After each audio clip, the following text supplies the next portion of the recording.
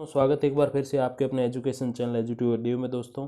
तो ये वैदिक संस्कृति का तीसरा भाग है। इससे पहले हम लोग दो भाग कर चुके हैं और वो दोनों ही वीडियो अगर आपने नहीं देखे हैं, जिसमें लगभग 50 हमने महत्वपूर्ण प्रश्नों का अध्ययन किया था दोस्तों, उसमें उनका सुमेलन किया था। तो वो अगर आपने नहीं देखे हैं तो दोस्तों उसके मैं लिंक जो है डिस्क्रिप्शन में दे दूंगा, वहाँ से आप देख लीजिएगा। और कोशिश करूंगा कि आई बटन में भी लिंक दे पाऊँ उन वीडियोज़ के भी जिसमें हमने सिंधु घाटी सभ्यता के बहुत महत्वपूर्ण कथनों का और प्रश्नों का अध्ययन किया था दोस्तों।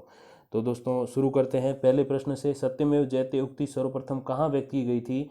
ऋग्वेद में, उपनिषदम में, मनुस्मृति में या पुराण में? तो दोस्तों सत्यमेव जयते का मतलब तो आपको पता ही है। सत्यमेव जयते का मतलब है सत्य की ही विजय होती है। तो दोस्तों सर्वप्रथम ये उक्ति व्यक्त की गई थी उपनिषदम में। दोस्तों आगे बढ़ते हैं। वैदिक कालीन खाद्यान्नों अथवा फसलों के बारे में गलत सुमेलित विकल्प कौन सा है? यव, जौ, गोधूम, गेहूं, व्रीहि, चावल, ईख, कपास। तो दोस्तों इसके बारे में गलत सुमेलित विकल्प जो है वो है द ईक्ष कपास। ये गलत है, क्योंकि दोस्तों ईक्ष जो है वो गन्ने हेतु प्रयुक्त होता था, न कि कपास हेतु। जैसे चावल का वैदिकालीन जो नाम था वो था व्रीहि था, गेहूं का गोधूम और जौ का यव नाम था। आगे बढ़ते हैं दोस्तों। उससे पहले कुछ प्रमुख तथ्य दोस्तों इस प्रश्न से जुड़े वो भी देख लीजिए। उड़द को भास और मूंग को मृदंग कहा जाता था दोस्तों।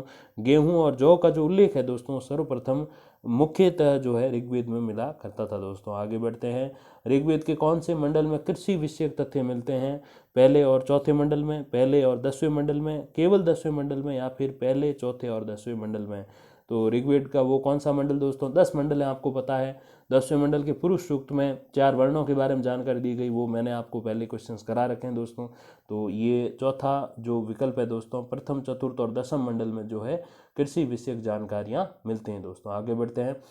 ऋग्वैदिक काल में किस पशु को विनिमय के माध्यम के रूप में प्रयुक्त किया जाता था? विनिमय मतलब आप तो समझते होंगे दोस्तों, जो लेन देन के माध्यम के रूप में प्रयुक्त किया जाता है। जैसे आज विनिमय जो है वो मुद्रा है, भारतीय रुपया एक विनिमय का साधन है।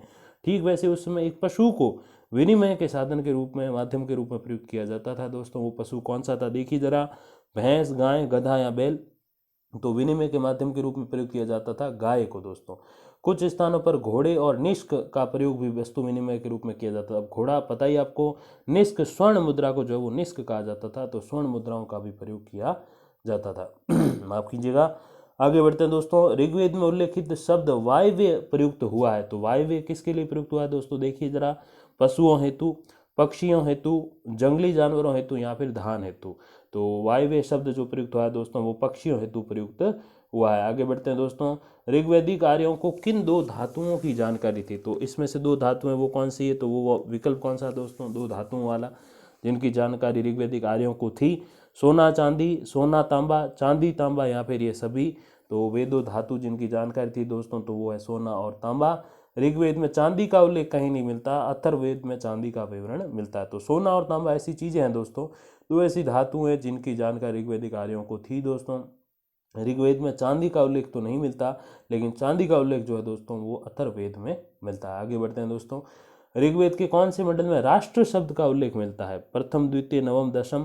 तो जैसे मैंने अभी आपको बताया भी है कि 10 मंडल ऋग्वेद में हुआ करते थे दोस्तों। तो कौन से मंडल में राष्ट्र का उल्लेख है? तो दशम मंडल में राष्ट्र का उल्लेख है दोस्तों। आगे बढ़ते हैं।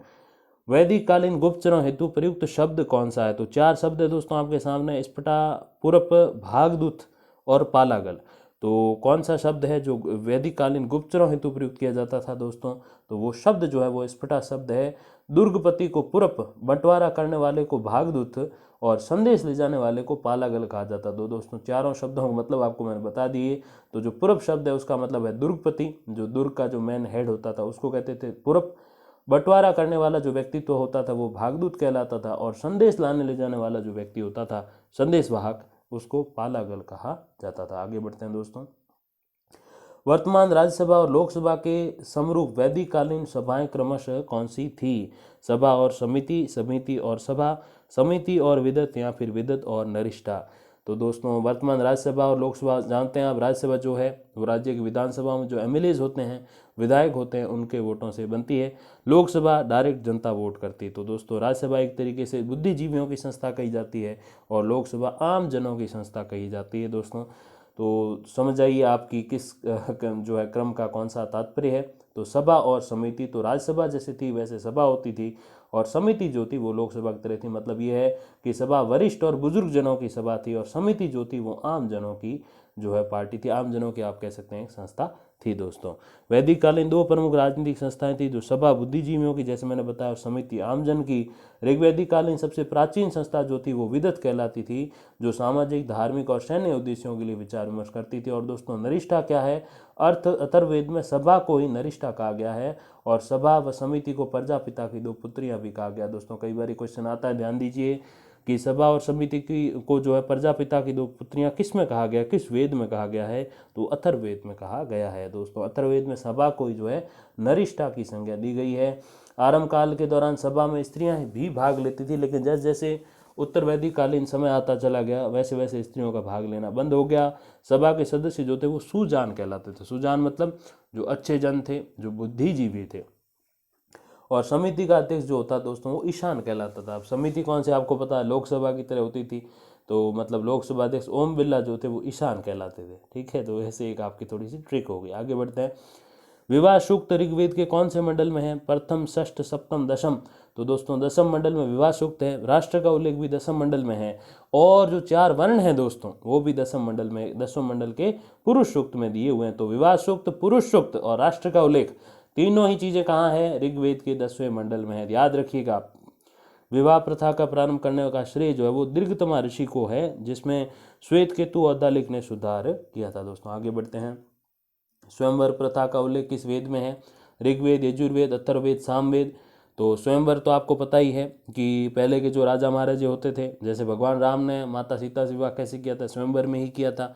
भगवान शिव का धनुष था, उसको तोड़ने का जो कंपटीशन था, प्रतियोगिता थी, तो उसको पास करके उसको जो उसमें जो उत्तीर्ण होकर उन्होंने जो है विवाह किया था। ठीक वैसे ही स्वयंवर का मतलब आप समझ गए होंगे, तो राखी का स्वयंवर नहीं है। ठीक है, तो अथर्ववेद जो है उसमें स्वयंवर प्रथा का उल्लेख है। बहुविवाह, विधवा विवाह और नियोग प्रथा का वर्णन भी अथर्ववेद में ही मिलता है दोस्तों। तो अथर्ववेद में स्वयंवर प्रथा का उल्लेख है, याद रखिएगा।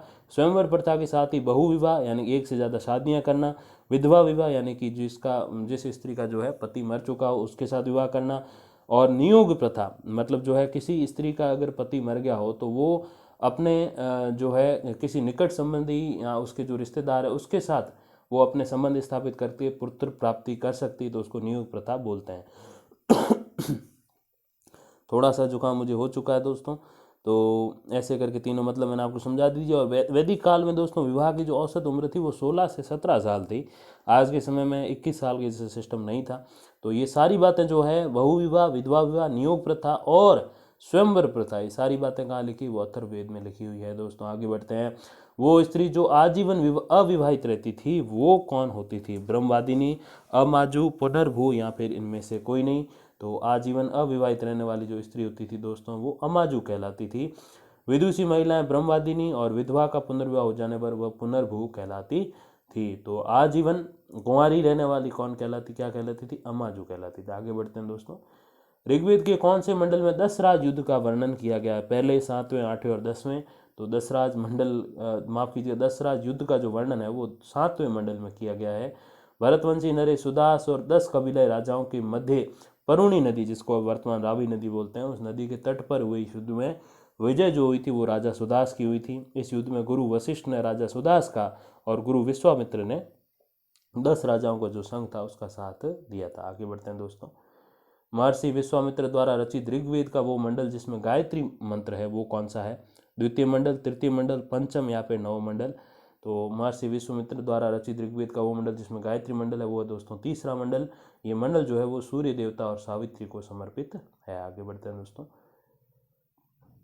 सबसे बड़ा और महत्वपूर्ण ब्राह्मण ग्रंथ शतपथ ब्राह्मण किस वेद से संबंधित है? ऋग्वेद, यजुर्वेद, सामवेद या फिर अथर्ववेद? तो दोस्तों सबसे बड़ा और महत्वपूर्ण जो ब्राह्मण ग्रंथ है शतपथ ब्राह्मण वो संबंधित हैं यजुर्वेद से। ब्राह्मण ग्रंथों का जो संबंध प्रार्थना और यज्ञ उत्सव से होता है, जिनका विषय कर्म कांड और भाषा गद्यात्मक होती है। तो ये ब्राह्मण ग्रंथों का तात्पर्य। यजुर्वेद का दूसरा ब्राह्मण ग्रंथ जो है वो तैत्रीय ब्राह्मण ग्रंथ है। अब ऋग्वेद के ब्राह्मण ग्रंथ कौन से दोस्तों देखिए, ऐत्रेय और कौशितकी ब्राह्मण ग्रंथ। सामवेद के ब्राह्मण ग्रंथ देखिए तांडेय, जैमिनीय तथा षड्वेश और ब्राह्मण ग्रंथों। तो ये दोस्तों जो है 3 है, तांडेय, जैमिनीय और षड्वेश ब्राह्मण ग्रंथ। फिर अथर्ववेद के दोस्तों गोपथ ब्राह्मण जो है वो अथर्ववेद का ब्राह्मण ग्रंथ है दोस्तों। आगे बढ़ते हैं। अनार्यों को आर्य बनाने का उल्लेख किस ब्राह्मण ग्रंथ में मिलता है? तो अनार्यों को आर्य बनाने का उल्लेख जो है वो शतपथ ब्राह्मण, तांडे ब्राह्मण, गोपथ ब्राह्मण या ऐत्रेय ब्राह्मण में मिलता है। तो दोस्तों ब्राह्मण ग्रंथ कौन सा है जिसमें अनार्यों को आर्य बनाने का उल्लेख है दोस्तों, तो वो है तांडेय ब्राह्मण में।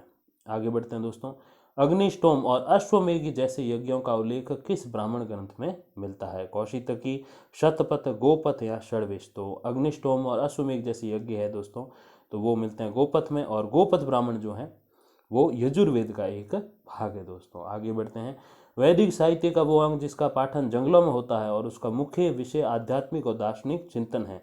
उपनिषदम, आरण्यक, ब्राह्मण ग्रंथ या फिर वेदांग। तो दोस्तों आरण्यक जो होते हैं दोस्तों, उनका पाठन जंगलों में होता है और मुख्य विषय उनका आध्यात्मिक और दार्शनिक चिंतन करना है। ब्राह्मण ग्रंथों के कर्मकांड और उपनिषदों के दर्शनों का समावेश आरण्यक में होता है दोस्तों। प्रमुख आरण्यक कौन से देखिए जरा, ऐत्रेय आरण्यक, सांख्याक आरण्यक, तैत्तिरीय आरण्यक, बृहदारण्यक, जैमिनियोपनिषद आरण्यक और छांदोग्य और कौशितकी आरण्यक दोस्तों। तो ये प्रमुख आरण्यक है। आगे बढ़ते हैं, वैदिक कालीन दार्शनिक ग्रंथ जिसमें आत्मा, परमात्मा, ब्रह्म तथा जीवात्मा के बीच संबंध, विश्व की उत्पत्ति, प्रकृति के रहस्य तथा अन्य विषयों पर दार्शनिक चिंतन है, वो कौन सा दोस्तों? तो वैदिक कालीन दार्शनिक ग्रंथ मैंने आपको बताए, उसमें जो है ब्रह्म और जीवात्मा के बीच संबंध, विश्व की उत्पत्ति, प्रकृति के रहस्य और अन्य विषयों पर जो दार्शनिक चिंतन होता है वो किसमें होता है? वेदांग, ब्राह्मण ग्रंथ, आरण्यक या उपनिषद। तो दोस्तों उपनिषद जो है ये सारी चीज़ें होती हैं। कुल उपनिषद दोस्तों कितने हैं? वो है 12। ऋग्वेद के उपनिषद कितने हैं? ऐत्रेय, कौशितकी 2। यजुर्वेद के उपनिषद हैं दोस्तों जो है 5, तैत्तिरीय, कथा, श्वेताश्वर, बृहदारण्यक और ईश। तो 5 और 2 हो गए 7 दोस्तों। सामवेद के उपनिषद है 2, तो यानी कि छांदोग्य और केन, और 3 है दोस्तों जो अथर्ववेद के उपनिषद, मुंडक, प्रश्न और मांडुक्य दोस्तों। तो ऐसे करके 12 उपनिषद टोटल होते हैं दोस्तों। आगे बढ़ते हैं, याज्ञवल्क्य के गार्गी संवाद किस उपनिषद में है दोस्तों? बहुत बहुत महत्वपूर्ण क्वेश्चन, सेकंड ग्रेड में कई बार आ चुका है। ऋग्वेद के ऐत्रेय उपनिषद में, सामवेद के छांदोग्य उपनिषद में, यजुर्वेद के बृहदारण्यक उपनिषद में या फिर अथर्ववेद के प्रश्नोपनिषद में। तो दोस्तों याज्ञवल्क्य के गार्गी संवाद जो है दोस्तों वो है यजुर्वेद के बृहदारण्यक उपनिषद में दोस्तों। तो यजुर्वेद में ये बातें हैं दोस्तों। आगे बढ़ते हैं, किस उपनिषद में सर्वप्रथम पुनर्जन्म के विचार मिलते हैं? छांदोग्य उपनिषद, ऐत्रेय उपनिषद, बृहदारण्यक उपनिषद या फिर कठोपनिषद दोस्तों। तो कौन सा है पुनर्जन्म के विचार वाला जो उपनिषद है दोस्तों? वो बृहदारण्यक उपनिषद। आगे बढ़ते हैं दोस्तों, उससे पहले तथ्य देख लेते हैं। विस्तृत रूप में पुनर्जन्म के विचार जो है वो छांदोग्य उपनिषद में मिलते हैं दोस्तों। तो बृहदारण्यक उपनिषद में तो है ही पुनर्जन्म के विचार, तो विस्तृत रूप में डिटेल में जो है वो छांदोग्य उपनिषद में है। अद्वैत दर्शन का सर्वप्रथम विचार जो है वो छांदोग्य उपनिषद में ही मिलता है। आगे बढ़ते हैं, सृष्टि की उत्पत्ति एक आत्मा या ब्रह्म से हुई है, ये उल्लेखित कहाँ है? मांडुक्य उपनिषद में, छांदोग्य उपनिषद में, बृहदारण्यक उपनिषद में या फिर कठोपनिषद में। तो सृष्टि की उत्पत्ति एक आत्मा या ब्रह्म से हुई है, ये सारा दिया है मांडुक्य उपनिषद में दोस्तों। तो इसी के साथ इस वीडियो के एंड की तरफ आ चुके हैं दोस्तों। अगर आपको अच्छा लगा और सच में यूज़फुल लगा तो आप लाइक कीजिए, शेयर कीजिए ज़्यादा से ज़्यादा। Thank you very much for watching. धन्यवाद, नमस्कार।